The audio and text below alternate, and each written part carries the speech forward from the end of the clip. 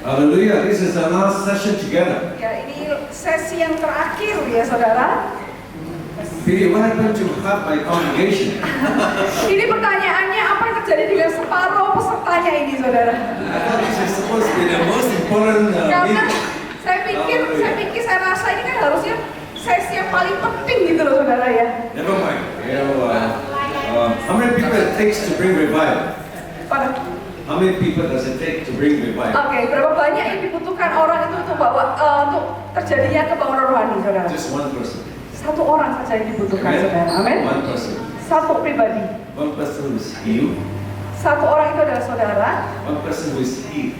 Yang disembuhkan. One person who received powerful anointing. Satu orang yang menerima urapan yang luar biasa. To God, one is majority. Karena bagi Tuhan, satu itu sudah mayoritas. So we must change our thinking. Jadi kita harus mengubah pola pikir kita. Change the new wineskin. Ya, kita berubah karena menjadi kantong kulit anggur yang baru. Don't think we are not enough. Jangan rasa, jangan pikir kita itu belum nggak cukup orangnya. All over the world, I see the same problems. Karena di seluruh dunia, saya melihat masalah yang sama. No, really, people are the same everywhere. Ya, saudara benar saudara, orang itu sama aja dimanapun saudara. I've been to 60 countries in my ministry. Saya sudah ada berada di 60 negara dalam pelayanan saya. Whether it's America, India, Indonesia, people are the same. Amerika, India, Indonesia, orangnya sama aja saudara. They say the same thing. Ya, mereka berpikir cara yang sama saudara. Oh, not enough. Waduh, nggak cukup ini, nggak cukup ini. Not enough people. Orangnya nggak cukup Our banyak. church is small. Gereja kita kecil. We don't have enough money. Kami nggak punya uang cukup. Every pastor I know Setiap pendeta yang saya kenal always tell me, selalu mengatakan kepada if saya, only I had more money. kalau seandainya aku punya uang gitu. If only I had more people. Kalau seandainya aku punya orang, punya My church is jemaat. poor. Everyone is poor. They're farmers. Aduh, gerejamu ini miskin, jemaatnya miskin semuanya. If only my church are more educated people. Seandainya di gerejamu jemaatnya orang yang berpendidikan. I heard everything already. Saya sudah dengar semuanya, saudara. And when you live long enough, Saat saudara sudah cukup umurnya, and cukup lama, you serve God long enough, dan saudara sudah melayani Tuhan sudah cukup lama, you see all the problems in the church. saudara bisa melihat masalah-masalah itu di dalam gereja. And the problems can actually make you depressed. Dan kadang masalah itu bisa membuat kita itu tertekan.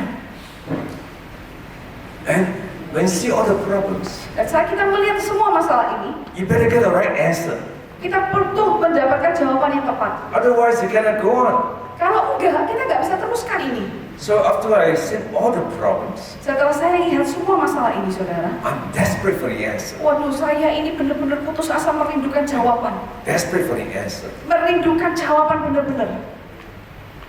And I've come to the conclusion, Nah, kemudian saya bisa sampai dalam satu kesimpulan. revival is not that complicated. Jadi kebangunan rohani itu nggak terlalu rumit. The theme of this conference is imparter. Saudara, tema dari retreat ini itu diimpartasi, saudara. That simply means receiving a new impartation from the Holy Spirit. Itu artinya menerima impartasi dari Roh Kudus. Alright? And so that you can impart the same anointing and power to others. Supaya saudara bisa mengimpartasikan urapannya, kuasanya Tuhan yang sama itu kepada orang lain. And I've come to the conclusion. Dan saya masuk sampai kepada titik satu kesimpulan. I really believe it. Bahwa saya benar-benar percaya After all the dealings of God in my life, setelah apa yang Tuhan kerjakan dalam hidup saya, I believe that one person can do it. saya percaya satu orang bisa lakukan ini. God just need one person. Karena Tuhan hanya butuh satu orang. One person who is available. Yaitu siapa? Satu orang yang mau bersedia, One person menyediakan diri. who is willing. Satu orang yang mau Who is bersedia, hungry. yang lapar. See, God is a very simple God. Saudara, Tuhan itu adalah Allah yang sederhana, simple. Man make God very complicated. Tapi manusia yang menjadikan Tuhan itu jadi kayak rumit gitu. He calls for a man Dia panggil satu manusia or a woman. atau wanita, laki atau He perempuan. doesn't care who. Tidak peduli siapa itu. He can be a farmer in the field. Bisa aja petani di ladang, He can be a boss in the factory. bisa aja bos di pabrik, He can be a young person. bisa aja anak muda, He can be a housewife. Atau bisa aja ibu rumah tangga aja. You can be poor, you can be rich. Bisa jadi orang miskin atau orang kaya. Let me tell you a secret. Nah, saya mau kasih rahasianya. If you hear someone say, Kalau saudara mendengar ada seseorang berkata, oh, if I have money, I can serve God more. oh kalau aku punya uang, aku bisa melayani Tuhan lebih lagi. You better don't believe him. Lebih baik saudara jangan percaya itu. So that is not true. Karena itu nggak benar. That is not true. Itu nggak benar. But if you hear someone say, Tapi kalau saudara bisa mendengar seseorang ngomong seperti ini, if I have more anointing, then I can do it. oh aku butuh urapan lebih lagi, maka aku bisa lakukannya. If you can touch God, I can grab hold of God. Kalau aku bisa menyentuh Tuhan, bisa merengkuh Tuhan, Then I can do it. maka aku bisa melakukannya. You better believe in that man. Maka sebaiknya saudara percaya orang yang You itu. better saudara. follow him. Hold me, don't let me go. Oh saudara lebih baik percayai dia dan ikuti dia, jangan lepaskan orang itu saudara. Because King David reminded us, Karena Raja Daud itu mengingatkan kepada kita, after he sinned against God, setelah dia berdosa melawan Tuhan and God was punishing him, dan Tuhan menghukum dia, he was depressed. dia depresi, tertekan, He fears God. dia takut sama Tuhan, And so he began to pray and talk to God. dan mulai dia berdoa dan berbicara kepada Tuhan. What did he say? Apa yang dia katakan saudara? God, you can take anything from me. Tuhan, kau bisa ambil semuanya dari aku, Take my kingdom. ambil kerajaanku, Take my family. ambil keluargaku, But don't take the Holy Spirit from me. tapi jangan ambil Roh Kudusmu daripadaku. There's a God in that. Wah, itu orang yang kudus saudara. That's why King David was a great person in the Bible. Oleh karena itu Raja Daud menjadi orang yang hebat, besar dalam A kerajaan. powerful man. Dia seorang yang penuh kuasa, A rich man. orang yang kaya, A big man. orang yang besar. He thinks that the most important thing in his life is the Holy Spirit. Karena dia katakan yang paling penting di dalam hidupnya adalah Roh Kudus. He had a lot of power. Dia punya kuasa yang banyak. It cannot help him. Itu nggak bisa nolong dia. He was a great fighter. Dia ini pejuang hebat. He's used to killing the lion and the bear. Dia biasa bunuh singa dan beruang. He can kill Goliath. Dia juga bisa mengalahkan Goliat. His fighting skill doesn't help him now. Tapi skill bertempurnya nggak bisa tolong dia. He's a richest man in Israel. Dia itu orang yang paling kaya saudara di Israel. So much money. Terlalu banyak uangnya saudara. But he wasn't worried about that. Tapi dia nggak khawatir tentang hal itu. He know that money cannot help him now. Karena dia tahu uang nggak bisa nolong dia lagi. You know, he may die. Dia mungkin bisa mati. He needs God. Dan ini Tuhan. So he cries to God. Jadi dia menangis kepada Tuhan. Lord, take not your Holy Spirit from me. Tuhan, jangan ambil rohmu daripadaku. And if you found a man like that, Kalau saudara temukan orang yang seperti itu, hold on to him, don't let him go. tetap pegang dia, jangan biarkan dia pergi. This man will do great things. Karena dia akan kerjakan perkara besar. Hallelujah. Impartation. Impartasi. What can I say about impartation? Apa yang bisa saya katakan mengenai impartasi? I want to list something with you that hopefully you will never forget. Saya ingin katakan kepada saudara, dan saya harap saudara gak bisa melupakan hal itu. What I want to do is take you back to the place of beginning. Yang ingin saya lakukan adalah saudara mulai kembali ke tempat awal mula saudara. When a life becomes too complicated, Karena saat hidup itu mulai terlalu rumit, a family, our problems become so complicated, keluarga, masalah jadi semakin rumit, our business becomes so complicated, bisnis jadi semakin rumit, church politics becomes so strange, saudara mulai jadi angel dan jadi susah gitu saudara di gereja juga. and you wonder how I become such a complicated person. Saudara pikir-pikir kenapa kok aku jadi orang yang rumit juga sekarang ini? You know, you can't solve your problems. Saudara nggak bisa selesaikan masalah saudara. That's when you need to go back to the beginning. Nah, kalau itu saudara pengen menyelesaikan, saudara perlu kembali ke awal permulaan hidup saudara. Find out what happened in the beginning. Saudara temukan di awal apa sih yang terjadi. You watch that American TV series CSI. CSI. Saudara pernah lihat serial TV CSA? CSI New York, CSI California, CSI Miami. Ya, biasanya itu untuk kejahatan itu ya. Solving crime. Ya. Alright. Jadi film ini serian biasanya untuk tentang bisa menyelesaikan masalah kejahatan. The crime is so complicated. Karena masalahnya terlalu rumit, saudara. But the forensic scientists, Tapi orang-orang forensik, saudara, understand the simple principle. mereka punya satu prinsip yang sederhana. Go back to the beginning. Kembalilah kepada awal. Find the most simple place. You know? Temukan tempat yang paling simpel, paling sederhana. Where did the crime happen? Di mana tempat kejahatan itu terjadi? If you can find it out, then you will solve the crime. Kalau kau bisa temukan itu, maka masalahnya, kejahatannya bisa terselesaikan. We all want revival. Kita semua memang kepingin kebangunan rohani. We all want more anointing, Kita more kepingin success. lebih lagi urapan, kepingin lagi lebih sukses lagi. That's normal human behavior. Ya memang itu sikap yang normal sebagai manusia. It's not wrong. You Nggak know? salah, saudara. Don't misunderstand me when I talk about not looking for anointing. Ya. Anointing is not bad. Alright? Jadi jangan sampai salah paham, saudara. Saya nggak bicara mengenai bagaimana mencari urapan itu jahat, jelek. Enggak, saudara. No, it's not bad. Nggak buruk. Itu. Desiring success, serve many people, it's not bad. Jadi merindukan, menginginkan kesuksesan, melayani banyak orang itu nggak buruk. Just we gotta find the real principle for success. Tetapi kita harus bisa menemukan prinsip yang sesungguhnya untuk kesuksesan. Alright? So everyone wants success. Jadi semua orang mau sukses, kepingin sukses. It's a normal human behavior to want to seek for a better life. Jadi memang sikap manusia yang normal untuk mencari kehidupan yang lebih baik. And if you want that, Dan kalau saudara menginginkan itu, but then you're trapped with your problems, apakah saudara itu terperangkap dengan masalah saudara? you need a breakthrough, Dan saudara butuh terobosan, you need new impartation. saudara butuh impartasi yang baru, It's always helpful to go back to the beginning. selalu sangat menolong kalau kita bisa kembali ke permulaan. How did the Holy Spirit work in the beginning of the church? Bagaimana Roh Kudus bekerja di dalam gereja mula-mula? You want to learn about revival? Kalau saudara ingin tahu tentang pembangunan rohani, Learn about the Holy Spirit? kemudian tentang Roh Kudus, When he first came to the church in the book of Acts, pada waktu dia pertama kali datang di gereja mula-mula di Kisah Para Rasul, how did he come? bagaimana waktu itu datangnya gitu saudara? What did he do when he first came? Apa yang dia kerjakan pada waktu dia pertama kali datang? What did he say? How did he move? Apa yang dia katakan? Apa yang disingkirkan? That's what I'm talking about. Nah itu yang sudah saya bicarakan. Go back to the beginning. Kita mau kembali kepada awal. Alright? Acts chapter 2. Kisah Rasul pasal 2. There's 4 scriptures, 1 to 4. Ya, Kisah Para Rasul 2 ayat pertama sampai keempat. Alright? The first time the Holy Spirit will pour forth upon the church. Itu kisah pertama bagaimana Roh Kudus dicurahkan pertama bagi gerejanya. Alright? Verse 1 to verse 4. Verse 1.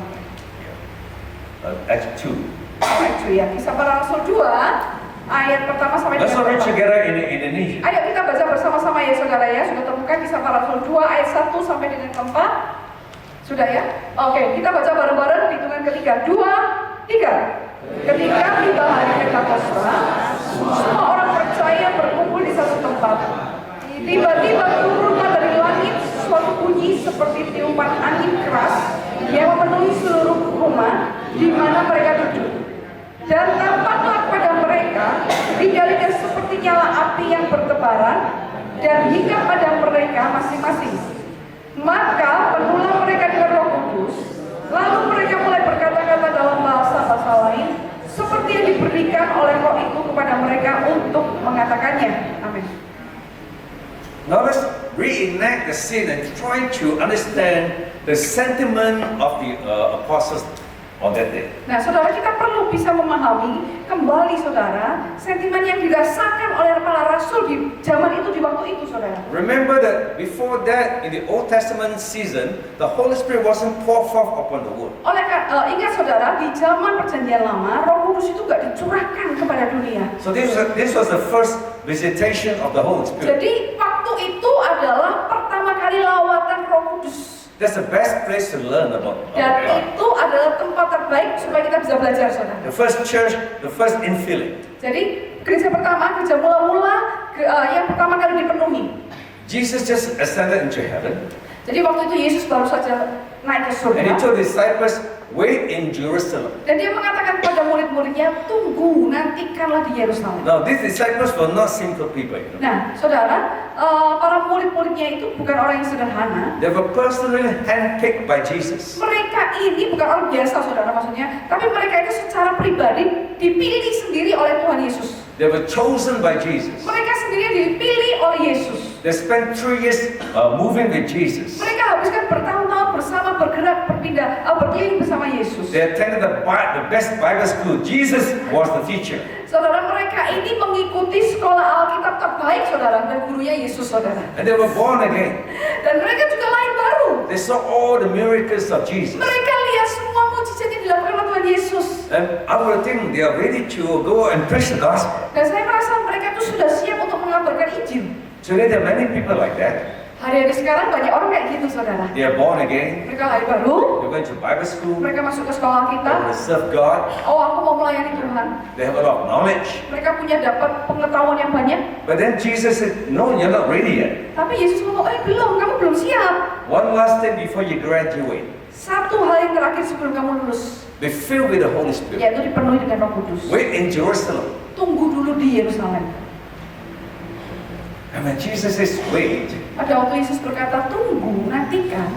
he said it like a condition for revival. Jadi dia mengatakannya itu seperti kayak menjadi sebuah syarat atau kondisi untuk kebangunan rohani. Actually, he mentioned, this scripture mentioned 3 conditions for revival. Jadi sesungguhnya iklan ini, saudara ya. 3 conditions for revival. Ada 3 kondisi, 3 syarat untuk kebangunan One, rohani. Jesus says wait, right? Yang pertama, Yesus berkata nantikan, tunggu. So they were waiting for the Holy Spirit. Jadi akhirnya mereka menunggu untuk Roh Kudus.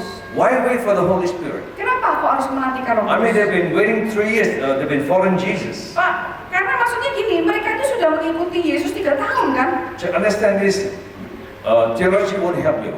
Mind won't help you. You need revelation from the Holy Ya, Spirit. jadi paham ini bahwa teologi nggak bisa tolong saudara, pikiran saudara nggak bisa menolong saudara, karena saudara butuh pewahyuan dari Yesus, pengertian dari You see, Allah. waiting does things to our soul. Jadi menunggu itu juga mengerjakan perkara dalam hidup kita. At least 2 things. Paling tidak 2 hal yang bisa dilakukan. Number 1, waiting cleanses our soul. Karena menunggu itu akan membasuh, membersihkan jiwa kita. When we quiet, sit down, and wait, do nothing, and think about God, we will realize the darkness inside us. Ya, saat kita duduk tenang menanti-nantikan Tuhan, kita akan menyadari memang ada sisi gelap di dalam diri kita. When you're busy every day, you don't think about your weaknesses. Saat saudara sibuk setiap hari, maka saudara nggak punya waktu untuk memikirkan kelemahan saudara. In fact, some people get busy so that they don't have to think about their problem. Bahkan ada orang-orang yang menyibukkan diri supaya mereka nggak mikirkan masalah dia sendiri. It's easy to hide a problem with the busyness of life. Jadi sangat mudah untuk menyembunyikan masalah yang sesungguhnya dengan apa? Kesibukan sehari-hari kita. So, wait upon God. Jadi menanti-nantikan Tuhan. The more you wait, Semakin saudara menanti-nantikan the Tuhan, more God will cleanse you. maka semakin Tuhan akan membasuh saudara, membersihkan Maybe He'll saudara. tell you, Mungkin dia katakan kepada saudara, hey, you remember you borrowed some money from your friend, you forgot to return. ingat ya, kamu ingat ya pernah pinjam uang ke temanmu tapi kamu lupa belum kembaliin loh. So God said, you gotta return the money before you're filled with the Holy Nah, Spirit. Tuhan ngomong, lebih baik sekarang kembalikan dulu uang utangmu sebelum kamu dipenuhi oleh Roh Kudus. Then the longer you wait, the deeper God will speak. Semakin saudara lama untuk menantikan, semakin Tuhan itu akan berbicara. Maybe God will tell you, Mungkin Tuhan akan ngomong pada saudara, you've been rude to your wife. kamu sudah kasar sama istrimu. You talk too rough to your wife. Kamu ngomongnya keras banget sama istrimu. And she cried to sleep. Jadi sampai dia nangis di tempat tidur. But you didn't see, you're too busy. Tapi kamu nggak lihat karena kamu terlalu sibuk. Go and say sorry to your wife. Coba pergi temui istrimu dan minta maaf sama And dia. then you can be filled with the Holy Spirit. Lalu kamu bisa dipenuhi oleh Roh Kudus. So waiting is very important condition for revival. Jadi menanti-nantikan, menunggu di hadapan Tuhan itu kondisi atau syarat yang sangat penting untuk mendapatkan kebangunan rohani. Second thing about waiting. Hal yang kedua mengenai menunggu atau menanti-nantikan. Waiting creates hunger. Menunggu, menantikan Tuhan itu menciptakan rasa lapar. When you're hungry in the natural, Saat di alam natural ini saudara lapar, and your wife said, you're not ready, wait. dan istri saudara ngomong, makan malam belum siap, tunggu ya. The more you wait, the more hungry you become. Semakin saudara nunggu, semakin lapar kan saudara. The English say, a hungry man is an angry man. Bahasa Inggris ada ngomong gini, orang Inggris ngomong gini, orang yang lapar, pria yang lapar itu adalah pria yang marah. And when the food family comes, Nah, saat ada makanan mulai datang, the hungry man ate up everything fast. orang yang lapar itu tadi makan semuanya dengan cepat. A hungry man to a hungry man, everything is delicious. Ya, bagi orang lapar saudara, semuanya pasti enak saudara. But a man who's not hungry cannot eat. Tapi kalau orang yang nggak lapar nggak bisa makan. But he has many bad things to say about the food. Ya, banyak dia ngomong, oh ini komentari buruk tentang makanan gitu saudara malahan. Too much salt, Waduh ini keasinan gitu too saudara. much sugar, Ini kemanisan. too much oil. Waduh ini minyaknya banyak banget. You know, this restaurant not good. You know. Wah restorannya ini nggak enak ini. And a man who's not hungry has many complaints. Ya, orang yang nggak lapar itu komplainnya kebanyakan saudara. It's the same in the church. Sama Spiritually. juga di gereja secara rohani saudara. Someone who is not hungry for God has many bad things to say. Ada orang-orang yang nggak punya rasa lapar tentang Tuhan, mereka ngomong buruk. The Banyak pastor hal. not enough anointing. Wah orang ini nggak ada urapannya, kurang urapan. You know, this church too poor. Aduh gereja ini terlalu miskin. There's so many problems. Waduh di sini terlalu banyak masalah. God is not hungry for God. Karena dia nggak lapar akan Tuhan. You know, and he brings problem to it. Dan dia bawa masalah di dalam But a gereja. man who's hungry for God, Tapi orang yang lapar akan Tuhan, you can receive anything from anybody. dia bisa terima apapun dari semua orang saudara. Even a donkey speaks to him, he can be blessed. Bahkan kalau ada keledai yang ngomong aja dia bisa diberkati kok saudara. Terberkati. Are you hungry for God? Today? Pertanyaannya, apakah saudara lapar akan Tuhan hari ini? Hallelujah. When you're hungry, you will be filled. Saat engkau lapar, engkau akan dipenuhi. If you're thirsty, you'll be satisfied. Kalau engkau haus, engkau akan dipuaskan. But Jesus is waiting in Jerusalem. Yesus berkata, nantikan di Yerusalem. First condition for revival. Itu kondisi pertama untuk kebangunan rohani. Then he says, on the day of Pentecost, Kemudian dikatakan di hari Pentakosta. there was a special day that God decided to pour out His Holy Spirit. Itu adalah hari yang spesial di mana Tuhan tentukan untuk Tuhan mau curahkan rohnya. This talks about the timing of God. Ini berbicara mengenai apa saudara? Not before, not Waktunya after. Tuhan. Waktunya Tuhan. Bukan sebelum, bukan sesudahnya. And this is the timing for God in Indonesia. Jadi ini waktunya Tuhan bagi Indonesia. God is transforming Indonesia to be a sheep nation, a righteous nation. Tuhan mengubah bangsa Indonesia menjadi bangsa domba atau bangsa yang benar di This is hadapan. the time for you to rise up. Ini waktunya bagi saudara untuk bangkit, Hunger and receive more from the Holy Spirit. lapar untuk menerima lebih lagi dari Roh And Kudus. touch a nation, touch other nations for Dan Jesus. menjamah bangsa ini dan menjamah bangsa lain bagi Yesus. Hallelujah. Haleluya. And the third condition for revival. Dan kemudian kondisi yang ketiga bagi kebangunan They were rohani. all in one accord in one place. Mereka ada semua bergabung di dalam satu tempat. It was called the upper room. Dikatakan upper room, tempat di kamar loteng. Saudara. And you know the apostle were in Solo back then. Saya nggak tahu ternyata rasul-rasul itu ada di Solo ya zaman itu ya saudara ya. I'm kidding. Upper room. Ya, ya, saudara. Makanya Anyway. kalau disebut upper room itu kan di dalam bahasa Inggrisnya kan itu artinya kan kamar di loteng di atas gitu saudara. But there were 120 people in the upper room. Ya, ada 120 orang yang ada di upper room waktu itu. All waiting, all united. Semuanya menanti-nantikan, semuanya bersatu. But wait a minute. Tapi tunggu dulu. They were not really united.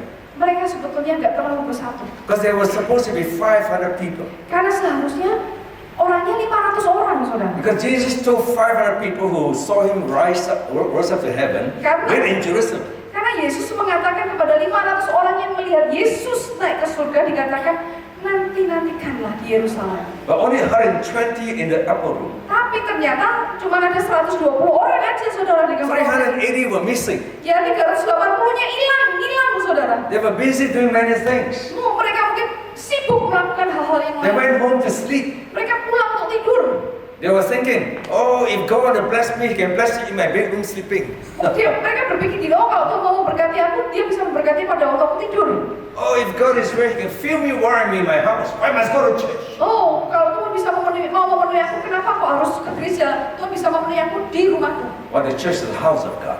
Ya, tapi gereja adalah rumah Tuhan. When God works by the Spirit, He will first work in the church. Kalau Tuhan bekerja oleh rohnya, hal yang pertama dia lakukan yaitu di gerejanya, di He will rumah. first work to the pastors and leaders. Dia mulai akan bekerja pertama untuk pendeta dan pemimpinnya dulu. I believe in the church because the Bible talks about the church. Saya percaya mengenai gereja karena firman Tuhan Alkitab berbicara If mengenai people don't gereja. want to go to church, they are wrong. Kalau ada orang-orang yang nggak mau ke gereja, mereka salah saudara. The church is the house of God. Karena gereja itu rumah Allah, rumah Tuhan. When God want to do something, He'll first work in the church. Kalau Tuhan ingin kerjakan sesuatu, mau menyembuhkan, dia kerjakan pertama di rumahnya. Bible says judgment begins in the house of God. Firman Tuhan berkata penghakiman dimulai dari rumah Allah. Never say you don't have to go to church. Oh, jadi jangan pernah berkata nggak usah pergi ke gereja. That's not according to the Bible. Karena itu tidak sesuai dengan Alkitab. So 120 were united. Jadi saudara, waktu itu 120 orang kumpul bersama. And they received impartation. Dan mereka ini bersatu, mereka menerima impartasi. They were of one mind, one accord. Mereka punya satu In one pikiran, place. satu tujuan di satu tempat. Today unity is a big problem. Hari-hari sekarang unity, kesatuan itu, When I first came to Solo 20 some years ago, pada waktu saya datang ke Solo 20 tahun beberapa yang lalu, I already see no unity. saya melihat tidak ada kesatuan. People were fighting for sheep. Orang-orang zaman itu, saudara, mulai bertengkar untuk rebutan domba, saudara. Pastors are losing people, some pastors get people, some pastors lose people.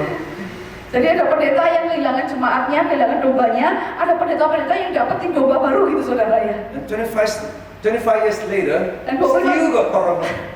Dan 25 tahun berikutnya masih aja masalahnya sama, saudara. Some things don't change. Jadi ada yang nggak berubah ini, saudara. I saw this 25 years ago. Saya sudah lihat ini 25 tahun yang lalu loh ini. And all the pastors of small churches lose members to a big church. Semua pendeta yang gerejanya kecil kehilangan anggotanya karena pindah ke gereja gede. And now they lose members to new churches. Nah sekarang mereka kehilangan anggotanya kepada masuk mana, saudara? Gereja baru, saudara. So unity is still a big problem in Solo. Jadi kesatuan itu menjadi masalah besar bagi gereja. What you do? Apa yang harus kita lakukan? What do you think? Apa yang sudah pikirkan? But some people say, oh, the church has changed. Oh, ada orang berkata, wah gereja memang sudah berubah. The pastor has changed. Pendetanya berubah. The pastor is lost the anointing. Waduh, pendetanya sudah nggak punya urapan. That's why I leave my church to join another church. Oleh karena itu saya mau pindah gereja aja, pindah gereja yang lain. Is that a good reason? Kira-kira menurut Anda apakah itu alasan yang baik? You must look at it this way. Saudara harus memandangnya dengan cara seperti ini. This pastor Pendeta saudara, serve gembala-gembala you, ini help you, teach you, pray for you for 10 years, 20 years. sudah menolong, mendoakan, ngajari selama 10-20 tahun, saudara. Now he's tired, maybe he's sick. Mungkin dia sedang capek atau sakit. He cannot serve like before, a young man. Dia nggak melayani seperti waktu dia masih muda. And you abandon him to go to a new place. Dan saudara terus tiba-tiba tinggalkan kemudian untuk mau masuk ke tempat I yang think God baru. is not happy. Saya rasa Tuhan nggak akan senang dengan hal itu. You should be faithful, praying, serving a man who helped you 20 years in your Christian life. Seharusnya saudara tetap ada di sana menolong orang yang sudah ada bagi saudara 10 bahkan sampai 20 tahun. And not abandon him and his problems. Tapi sekarang malah ninggalin sepertinya dia itu jadi masalah. Because when you abandon the church and the pastor, Karena saat saudara meninggalkan gereja dan pendeta, kepala saudara, it usually do not end well. biasanya akhirnya nggak baik. Because you abandon the pastor and the church because you have bad feelings. Kan saudara tinggalkan pendeta, gembala saudara ataupun gereja karena ada perasaan yang nggak enak. Oh, that church cannot satisfy my need anymore. Gereja itu sudah nggak bisa memenuhi kebutuhanku lagi. It is not supposed to be satisfying your need all the time. Saudara nggak perlu seharusnya menjadi memuaskan diri saudara, kebutuhan saudara terus. You should not expect the church to serve you all your life until you die. Saudara nggak boleh mengharapkan bahwa gereja akan melayani kebutuhan saudara sampai saudara matinya. After a few years in the church, you must serve others. Karena seharusnya setelah beberapa tahun di gereja, seharusnya kita sudah mulai untuk melayani orang lain. Some people say, oh, I've been in the church 10 years. Now they don't satisfy anymore. I run to another church. They are wrong. Tapi ada orang yang berkata gini, wah aku sudah 10 tahun, sekarang mereka nggak bisa melayani aku, nggak dipuaskan dengan pelayanan mereka. Their heart is not right. Salah saudara, hatinya nggak And they benar. bring all this bitterness, anger, dissatisfaction to the new pastor. Dan new church. dia bawa rasa marah, kepahitan, nggak puas ini masuk ke gereja yang baru. And the new pastor may be happy in the beginning. Ya, mungkin pendeta yang baru ini senang saudara. But let me Mulanya, tell you, pertamanya. soon he will have problem from these members from the other church. Tapi saya mau katakan, segera pendeta itu akan mengalami masalah dari jemaat yang dari pindahan. Because the problems in the heart has not been resolved yet. Karena masalah di dalam hatinya itu belum diselesaikan dulu. They criticize the old pastor, they will one day criticize the new pastor. Karena jemaat yang ini saudara, dia kritiki pendetanya, gembalanya yang lama, nanti pun dia akan kritiki gembala yang baru saudara. Jaminan. So if people leave a church to join your church, you better don't accept them. Nah, jadi kalau ada orang yang meninggalkan gerejanya terus masuk ke gereja saudara, lebih baik jangan diterima saudara. Send it back to the pastor. Kirim balik ke pendetanya saudara. Solve the problem with your pastor first. Selesaikan masalahnya dengan pendetanya saudara. If you really go by God to help me in this new church, Jadi kalau saudara percaya bahwa dia akan ditolong Tuhan untuk masuk di gereja yang baru, solve this old problem maka selesaikan dulu masalah yang lama and get the blessing from your pastor. dan dapatkan berkat dari gembala yang lama dulu. Otherwise, the pastor will hate the new church. Kalau enggak nanti gembalanya akan benci sama gereja yang baru itu saudara. Ups. Am I saying too sensitive things? I don't know. Apakah saya mengatakan hal yang sensitif ini saudara? All right. So when Christians leave a church, Saat orang Kristen meninggalkan gereja, everyone is hurt. semua orang pasti terluka. The old pastor is hurt. Gembala yang lama terluka. The Christian who are leaving is also hurt. Orang Kristen itu juga yang ditinggalkan juga terluka. And eventually they are hurt the new pastor also. Akhirnya orang itu juga melukai gembala yang baru. But most important, Dan yang paling penting adalah the kingdom of God is hurt. kerajaan Allah pun juga terluka. The name of Jesus is hurt. Nama Yesus pun terluka. Because Satan is happy when they see Christians fighting. Karena setan itu senang kalau melihat orang Kristen bertengkar satu sama lain. So this is not good. Jadi ini nggak baik, saudara. We need unity. Yang kita butuhkan kesatuan. So in the Bible it says they were together in one place or in one mind. Jadi firman Tuhan mencatat bahwa mereka itu berkumpul di satu tempat dengan satu tujuan. But when you literally as long as me, Nah, selama seperti saya ini, I'm not that old. I'm only in my 60s. ya saya belum terlalu tua, saudara, masih 60 saudara. But old enough to understand some things. Tapi sudah cukup usialah untuk memahami beberapa hal. You understand that loyalty, faithfulness, obedience, submission are very important things. Saudara tahu bahwa loyalitas, kesetiaan, kependudukan diri, saudara, itu sesuatu yang sangat penting. Now, Bible says submission, obedience, Firman Tuhan berkata penundukan diri, ketaatan, not agreement. bukan kesepakatan, saudara. Alright? You follow a man not because you agree with him, Saudara mungkin sudah mengikuti orang karena saudara sepakat setuju dengan dia. because nobody agree with one another, right? Sebetulnya karena nggak ada yang sepakat satu sama lain. Most people don't agree with the pastor, Kebanyakan orang itu nggak sepakat sama pendetanya. but God doesn't care whether you agree or don't agree. Tapi Tuhan tuh nggak peduli apakah saudara sepakat atau enggak gitu saudara. Obedience is not agreement. Karena ketaatan itu bukan masalah kesepakatan saudara. Obedience is you submit, you listen, you follow despite your own disagreement. Jadi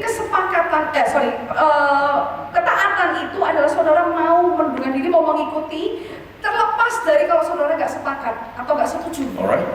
Unless the pastor is living in sin. Atau mungkin pendetanya meninggalkan saudara karena sakit. Or unless the pastor is teaching wrongly. Atau pendetanya ini mengajarkan hal yang salah. Serious heresies. Atau mungkin ada satu kekerasan yang serius. Right? Minor mistake, you don't split. Saudara jangan sampai masalah-masalah yang kesalahan kecil terus berpisah. Alright? So, submission, unity is a condition for revival. Penundukan diri, kesatuan itu kondisi untuk kebangunan rohani. When the churches are divided Tapi saat gereja itu mulai and terpecah fighting with one another, dan bertengkar melawan satu sama lain, the happiest person is Satan. orang pribadi yang paling bahagia itu sama setan, saudara. He may be going to hell, but he's very happy. Mungkin memang setan masuk neraka ya saudara ya, tapi dia senang banget saudara. Oh, I destroyed this church and so on. Waduh, dia sudah menghancurkan gereja di Solo ini, senang banget saudara. Unity. Kesatuan.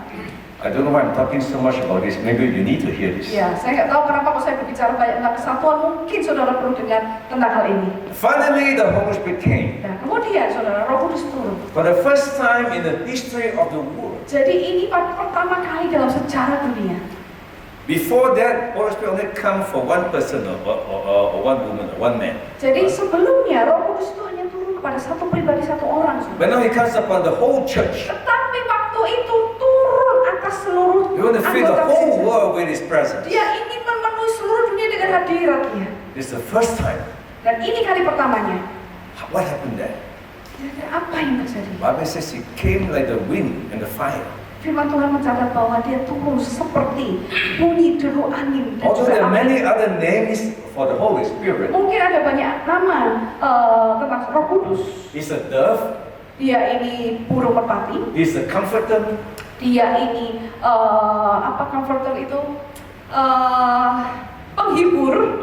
He is many other things. Dia mungkin banyak disebutkan namanya. But the first time in the beginning, Tetapi pertama kali pada permulaannya he showed adalah himself like the wind. dia menunjukkan pribadinya sebagai api dan angin. And we are here learning about the Holy Spirit, learning about revival. Kita di sini belajar mengenai Roh Kudus, mengenai kebangunan Right? rohani. Are you receiving something? Nah, pertanyaannya apakah We saudara want menerima new sesuatu? impartation. Apakah saudara mau menerima impartasi? Hallelujah. The wind of the Spirit. Angin dari rohnya. What does the wind do? Apa yang dilakukan oleh angin? Also two main things. Ada dua perkara utama. Number one, the wind Yang pertama, refreshes people. angin itu menyegarkan umatnya. I've been to the Menyegarkan desert. orang. Saya sudah pernah ke sebuah padang I've gurun. been to, the Gobi Desert. I've been to the Dubai, Saudi Arabia Desert. Ya, saya pernah ke Dubai, ke Saudi Arabia, saudara, untuk di padang gurunnya di sana. In the daytime, 50 degrees. Saudara, di siang hari 50 derajat, saudara. And people get tired. Orang nggak sudah lelah gitu, They capek. don't want to walk, they don't want to move. Mereka nggak mau gerak. They sleep, they siesta. Ya, mereka tidur, saudara. But in the evening, Tapi di malam hari, 10, 11 o'clock, jam 10 sampai 11 malam, the wind from the desert blow anginnya dari padang gurun itu mulai bertiup, saudara. and cools down the city. Dan kemudian mendinginkan kota. And people woke up. Dan orang bangun di jam itu, saudara. So in Dubai, the mall opens until 11, 12, 1, 2 a.m. Jadi Dubai itu mulai maksudnya buka itu sampai jam 1, jam 2 pagi. Because people come out to eat and to play at midnight. Karena orang itu justru keluar untuk dolan, untuk makan di tengah malam. Are you very tired, guys? Apakah saudara sudah sangat capek ini? Are you so tired you cannot move? Apakah saudara sudah capek banget sampai tidak bisa gerak? I served God 20 years. Aku sudah melayani Tuhan 20 tahun. I can see a lot of miracles. Tidak bisa lihat banyak mujizat, tidak ada mujizat. My children, complaining. Aduh, anak-anak komplain. Why don't have this, don't have that? Kenapa kok kita tidak punya ini, tidak punya itu? I drive a car 25 years old. Aku mengendarai mobil yang usianya 25 tahun. I don't have a nice house. Aku tidak punya rumah yang baik. Are you tired about serving God? Apakah saudara sudah capek saat melayani Tuhan dengan seperti itu? And you're losing that first love. Dan saudara mulai kehilangan kasih mula-mula. I like Indonesian language. Some things are best said in Indonesian. Cinta pertama. Wah, jadi ini ya saudara. Ini yang paling terbaik itu dalam bahasa Indonesia-nya. Yeah. Cinta pertama. That is perfectly, totally accurate. Cinta pertama. Iya. Jadi sangat And we lose angkat. this cinta pertama. We get very tired. Jadi kalau kita kehilangan cinta mula-mula, cinta pertama kita akan jadi orang yang lemah sekali, And you capek. need the wind of the Spirit to blow away. Amin. Dan kita butuh angin dari Roh Kudus untuk dihembuskan dalam hidup kita. And then you're activated. Dan saudara mulai aktif kembali. You receive new impartation. Saudara menerima impartasi yang baru. You begin to sing and dance. Saudara mulai menyanyi dan menari. You behave like little children. Saudara akan menjadi seperti anak kecil itu, saudara. Hallelujah. Hallelujah. Innocence. Nah, tidak bersalah, tidak berdosa. When you can behave innocent, vulnerable, Saudara, saat saudara bersikap tidak berdosa, tidak bersalah secara and luar sing and dance. biasa, menari, bernyanyi. No, I've seen revival so powerful. Saya melihat kebangunan itu sangat penuh kuasa. People act crazy. Orang itu bertindak gila-gilaan. They're totally crazy. Mereka benar-benar gila. And they roll on the floor. Mereka guling-guling di lantai gitu. Saudara. They scream. Makanya mereka teriak, gitu saudara ya. They were totally free. Karena mereka bebas merdeka. Holy Spirit comes to refresh them. Karena Roh Kudus datang untuk menyegarkan mereka. They don't care who see. Mereka nggak peduli siapa yang lihat. They're not concerned about the reputation. Mereka sudah nggak mau pedulikan tentang reputasi diri mereka. Holy Spirit was filling them. Karena Roh Kudus memenuhi mereka. The wind of the Spirit comes to refresh. Angin dari Roh Kudus itu datang untuk menyegarkan. Second thing about the wind. Yang kedua, hal kedua mengenai angin. The wind is a free spirit. Angin itu adalah roh yang bebas. Where he goes, where he comes from, we don't know. Dari mana datangnya, kemana perginya kita nggak tahu. The weatherman also don't know. Bahkan orang ahli cuaca nggak ngerti. Very often weatherman says rain but no rain. Seringkali saudara perkiraan cuaca itu ya akan dikatakan hujan hujan tapi nggak hujan. Gitu. Only God knows when the earthquake is coming, when the wind is coming and going. Jadi hanya Tuhan yang tahu saudara kapan terjadi gempa bumi, kapan ada angin, ada apapun itu hanya Tuhan yang tahu. Revival is a priority of God. Jadi kekuatan rohani itu adalah dari Tuhan. Holy Spirit comes because it's a free spirit. He sets us free. Dan itu oleh karena itu adalah roh yang bebas, maka dia akan membebaskan kita, memerdekakan kita. We need to be free. Kita perlu untuk merdeka. Free from expectation and obligation. Bebas dari ekspektasi ataupun bebas dari tanggung jawab. Because life is too stressful. Karena kehidupan itu sudah sangat bikin stres. Pastors has the most stressful job. Saudara, pendeta atau gembala itu adalah pekerjaan yang paling stres, bikin stres saudara. There is research from America. Ada sebuah penelitian dari Amerika. They say that the top 3 most stressful jobs. Disebutkan 3 pekerjaan yang paling bikin stres. Number 1, psychiatrist. Yang pertama sekretaris. Number 2, pastors, I think it is.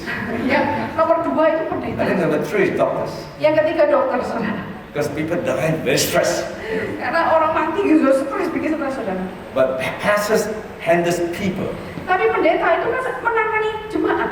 That's the worst job. Dan itu pekerjaan yang paling buruk. Managing people is the worst job. Karena mengelola, mengatur orang itu paling buruk saudara pekerjaan. Because people don't like to listen to another person. Karena orang manusia itu biasanya nggak suka dengerin orang lain. So pastors full of stress. Jadi pendeta itu penuh dengan tekanan. We all need to be set free Kita perlu untuk dimerdekakan. and learn to dance again. Dan mulai belajar untuk menari lagi. Learn to be crazy again. Belajar untuk gila-gilaan lagi. Learn to play. Belajar untuk bermain-main. You know, there's an American word. You work hard, you must play hard. Oke, jadi ada perkataan saudara ya, kerja keras maka mainnya harus juga lebih keras lagi gitu saudara, harus keras juga. But we forgot how to play. Tapi kita sudah lupa untuk main-main We forgot bagaimana. how to love ourselves. Kita sudah lupa bagaimana mengasihi diri kita There's sendiri. so much stress. Kita terlalu banyak stres And the Holy Spirit wants to set us free. dan Roh Kudus ingin membebaskan kita. You want to be free? Saudara mau dimerdekakan, dibebaskan? When you're stressed, you have all kind of sickness. Saudara, kalau saudara stres, saudara punya macam-macam penyakit. And people see you stressed, they run away. Dan kalau orang lihat saudara pendeta sebagai pendeta stres, orang malah lari saudara. When you're happy, people will follow you. Kalau saudara bahagia, orang akan mengikuti saudara. When you're Jemaat. free, people will let you. Kalau saudara bebas merdeka, jemaat mengikuti. When you're always stressed, always burdened, Tapi kalau saudara selalu stres, selalu terbeban, members see your face, they run away. saudara kalau jemaat melihat wajah kayak gitu, saudara pasti melarikan diri saudara. We need to be set free, my Kita friends. butuh diperdekakan, dibebaskan. I'm learning to love myself only the last few years. Saya baru belajar mengasihi diri saya ini beberapa tahun terakhir. For most of my life, I'm like you. I work hard. Karena sepanjang lebih banyak kehidupan saya itu seperti saudara kerja keras. I want to do great things for God. Waduh, aku ingin lakukan perkara besar untuk Tuhan. So one day God stopped me in my tracks. Sampai satu hari Tuhan itu hentikan saya di jejak langkah saya. And some health problems were discovered in my body. Kemudian ada masalah kesehatan mulai muncul dalam tubuh saya. I've not loved myself in the past. Ternyata saya tidak mengasihi diri saya di masa lalu. So I learned to slow down. Dan Tuhan berkata pelan-pelan. I learned to do less, Saya mulai belajar melakukan sesuatu lebih sedikit, speak less. berbicara lebih sedikit. I'm even learning to think less. Saya bahkan belajar untuk berpikir lebih sedikit. Because we think too much. Karena kita kebanyakan pikiran. Otak ini sering kejam. Huh? Stop thinking. Stop thinking. Berhentilah berpikir sejenak itu saudara ya. Stop talking. Berhenti bicara. The more you say, the more people run away from you. Semakin saudara banyak ngomongnya saudara, jemaat pasti lari saudara. You can win an argument with someone Saudara mungkin bisa memenangkan argumen dari seseorang and prove that he's wrong, you're right. dan membuktikan bahwa dia yang salah, saudara yang benar. But that doesn't satisfy him. Tapi itu nggak akan memuaskan dia. He knows he's wrong, Dia tahu dia salah, but he's still not happy. tapi dia tuh nggak senang aja. He still hates me. Dia kan, He still hates me. dia masih benci saya. He's gonna leave my church Dia masih meninggalkan gereja and goes to another church. dan pergi ke gereja lain pindah. So don't fight with people, don't argue with people. Jadi artinya jangan bertengkar dengan orang lain, jangan cuma berargumentasi dengan orang lain. Don't convince others that you are smarter, more clever than them. Jadi jangan akui kepada orang lain bahwa saudara itu lebih pintar, lebih hebat daripada dia. Even though you're more clever, Sekalipun memang saudara lebih pintar, don't convince your members they are more stupid than you. Tapi jangan tunjukkan kepada jemaat saudara kalau mereka itu lebih bodoh, saudara lebih pintar gitu saudara. You can win the argument, Memang saudara bisa memenangkan, but you lose them. They run away just to say. tapi mereka akan tetap larikan diri saudara. So we need to relax, Jadi kita butuh untuk relax enjoy God's love, dan menikmati kasih Tuhan, love ourselves. mencintai diri. When that happens, you're free. Dan saat itu terjadi saat kau merdeka, bebas. And people look at you. Orang memandang kepada saudara, This pastor different from other pastors. wah pendeta ini beda ya dengan pendeta yang lain. He's so easy, Dia kayak santai gitu, so happy, bahagia. and he's not pretending. He's real. Wah ini nggak pura-pura, ini beneran. He's full of joy, Ada sukacita. and more people will follow. Maka akan lebih banyak orang mengikuti. So if people leave your church, Kalau ada orang yang tinggalkan gereja saudara, maybe pindah, we need to change. mungkin kita yang perlu berubah. Maybe we pressure them too much. Mungkin kita yang terlalu neken gitu saudara, neken jemaat. We need to be free. Kita perlu untuk merdeka. That's a winner spirit. Itulah angin dari roh. And finally, Holy Dan yang Spirit came terakhir. with fire. Dan kemudian Roh Kudus yang datang. Again, why fire? Api. Why not other things? Apa ini hal yang lain? The first time he came with fire. Hal pertama dia datang seperti api. I will also share two most important concepts about fire. Saya akan sharekan dua konsep paling penting mengenai api ini. Number one, fire means repentance, Yang pertama adalah api itu berbicara mengenai pertobatan, holiness, kekudusan, simplicity. kesederhanaan. I already mentioned life is full of complicated problems. Saya sudah sebutkan tadi bahwa kehidupan itu penuh dengan masalah yang terlalu rumit. Jesus said, the people are lost without a shepherd. Ya, ada orang-orang yang hilang tanpa gembala, tanpa domba, sorry. Right? And they're lost, they are wandering. Dan kemudian mereka hilang tersesat seperti domba dan mereka kemudian tanpa tujuan. Bound by the devil, bound by the problem, bound by the sin, bound by the mistake in life. Sudah terikat dengan kesalahan, terikat dengan dosa, terikat dengan kesalahan di masa lalu. And the sin stopped them from seeing God. Dan dosa itu menghentikan mereka untuk bisa berjumpa dengan Tuhan. This kind of people need a fire. Nah, orang yang seperti ini butuh api Tuhan. The fire of the Holy Spirit will burn away all our sin, Karena api dari Roh Kudus itu akan membakar semua dosa-dosa. burn away all our curses, Dan membakar semua kutukan. all the work of the demons. Membakar semua pekerjaan iblis. Fire brings repentance and holiness. Api itu membawa pada pertobatan dan kekudusan. You know, when I was a young pastor, Saudara tahu ada seorang pastor pendeta just muda fresh from seminary, yang baru fresh dari I seminari remember 1985. tahun 1985. I was young, so I know everything. Ya, saya masih muda dan kala itu saya tahu semuanya. Now a bit older, I don't know anything. Semakin tua ternyata nggak tahu apa-apa. So I have all the answers to people's problem. Jadi saya sudah menjawab masalah semua orang. So I teach them. Jadi saya ngajarin mereka. I correct them. Saya koreksi I mereka. argue with them. Wah, saya berdebat dengan And mereka. I was a good pastor. Wah, saya dulu I thought I was a good pastor. saya pikir saya dulu itu pendeta yang baik. I'll chase after people.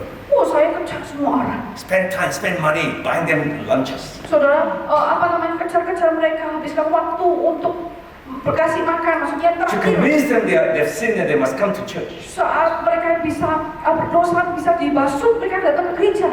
But it didn't work. Tapi nggak berhasil, saudara. The more I convince them that I sin, the more they run away from me. Jadi semakin saya menyatakan dosa mereka, semakin mereka lari. Because we cannot change people.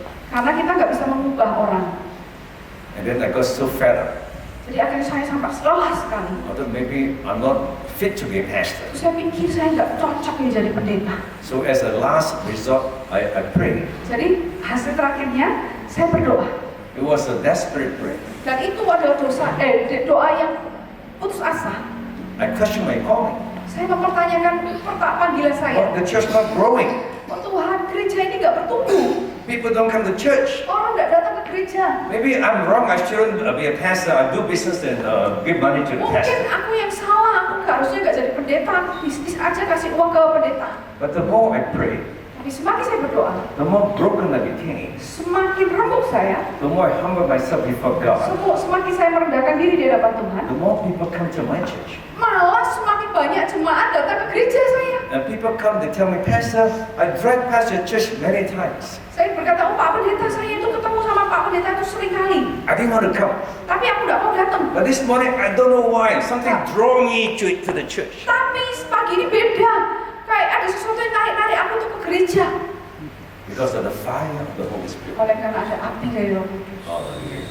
The fire changed them. Karena api itulah yang mengubah. But it comes from prayer and brokenness and repentance. Dan itu berasal dari sebuah doa, remuk hati dan pertobatan. We need the fire of God. Kita butuh api Tuhan. Because there's so many imperfect people in the church. Karena ada banyak orang yang nggak sempurna di dalam gereja. I mentioned yesterday in Harris Hotel. Ya, saya sebutkan kemarin saudara di Haris. The church without fire, Ya, gereja tanpa api, without Holy Spirit, tanpa Roh Kudus, without prophetic anointing, tanpa urapan profetik, is the worst place in the city. adalah tempat terburuk di kota. Because bad people come to church. Karena apa? Orang-orang jahat masuknya ke gereja. It's true. Benar nggak saudara? And that's not wrong. Tapi itu nggak salah. They should come to church. Memang seharusnya orang-orang jahat masuk ke gereja. The drug addict, the gambler, the thief, the bad people all come to church. Pencuri, penjudi, orang yang alkoholik, saudara, orang-orang jahat masuk ke gereja. Because they want help, they need God. They Karena mereka think butuh the church can bantuan. help them. Mereka butuh Tuhan, mereka pikir gereja bisa menolong mereka. If you don't have the fire to change them, Tapi kalau saudara nggak tahu ada api yang bisa mengubah mereka, they will destroy your church. maka mereka yang akan menghancurkan gereja saudara. One drug addict, Satu orang yang kecanduan narkoba, one Casanova in the church, satu Casanova di gereja, one playboy in the church, satu playboy di gereja, they destroy your church. bisa hancur di gereja saudara. You go house to house to look for people, look Dia for akan money. pergi satu ke satu rumah ke rumah yang lain saudara, mintain uang saudara. Rasa ramai, satu aja. Ya satu Can destroy your aja, church. satu aja bisa ngancurin saudara. So when all these bad people come, praise God, they need God. Jadi kalau orang-orang jahat itu, orang-orang yang buruk itu datang ke gereja, puji Tuhan karena mereka butuh But Tuhan. you better ask God for power, fire to change them. Jadi saudara harusnya berdoa minta api Tuhan untuk mengubah mereka. So that's the fire, brings repentance Dan and itulah holiness. api yang membawa pertobatan dan kekudusan. Finally, Dan yang terakhir, the fire talks about power, api itu berbicara mengenai api.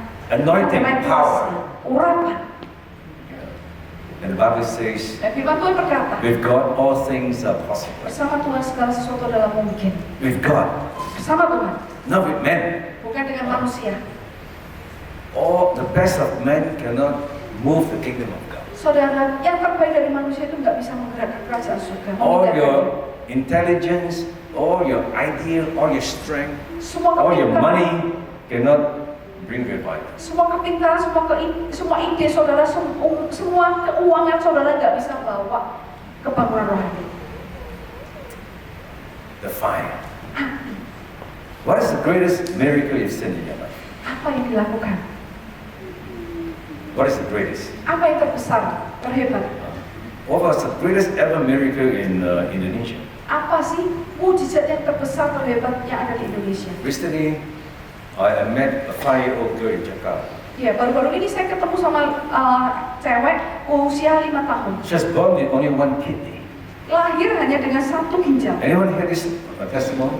Ada yang pernah dengar kesaksian ini, saudara? Only one kidney. Dia lahir dengan satu ginjal aja. The parents took her everywhere to find healing. Jadi orang tuanya sudah bawa kemana-mana untuk untuk disembuhkan. All the hospital, all the dukun, Bahkan semua rumah sakit, dukun, spend a lot of money, cannot help. habiskan banyak uang nggak bisa bawa. Finally went to church Akhirnya pergi ke gereja and she was healed. dan dia disembuhkan. And the church in Jakarta is they're very excited about this miracle. Dan gereja di Jakarta itu sangat bersemangat karena ada mujizat ini. But they haven't seen a real miracle for a long time. Karena ternyata gereja ini belum pernah melihat mujizat begitu.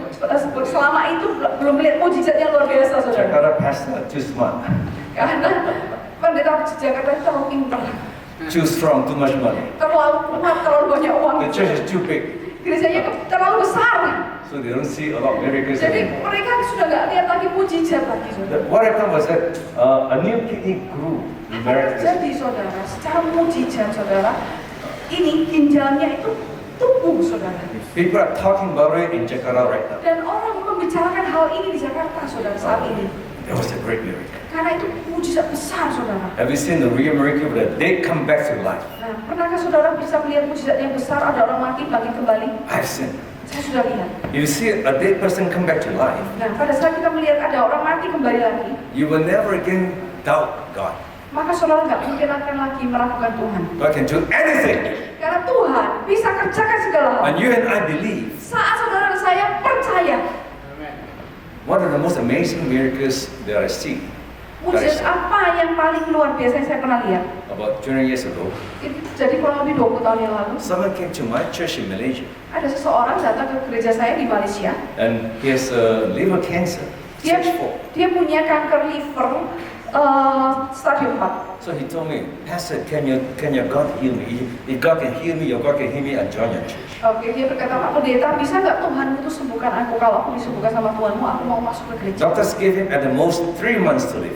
Jadi Tuhan itu sudah kasih prediksi maksimal dia hidup itu 3 bulan. Liver cancer tops 3 months. Ya, paling top itu saudara, kanker hati itu sudah 3 bulan paling Of top. course, I told you earlier, I was a young pastor, I have all the answers. Saudara, tentu tadi saya sudah katakan saya itu pendeta masih muda, jadi punya jawaban semuanya, ya kan? So, God will heal pinter you, dulu maksudnya gitu, saudara. God will heal you.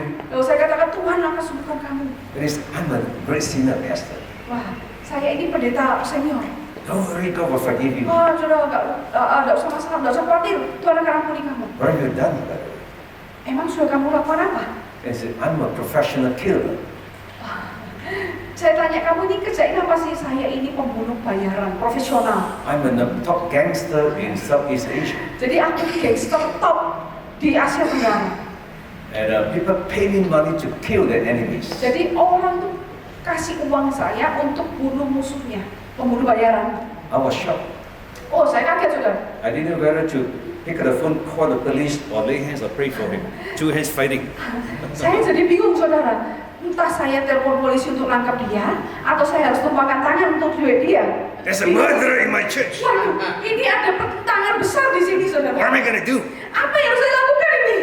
But of course, God impressed me to pray for him. Tentu Tuhan memberikan sebuah impresi untuk doain orang ini. And he was healed. Dan dia disembuhkan, saudara. Till today, he's alive.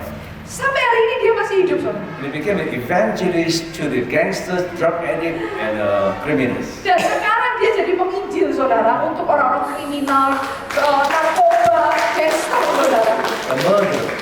Pembunuh. The worst kind of murderer. Pembunuh yang terburuk.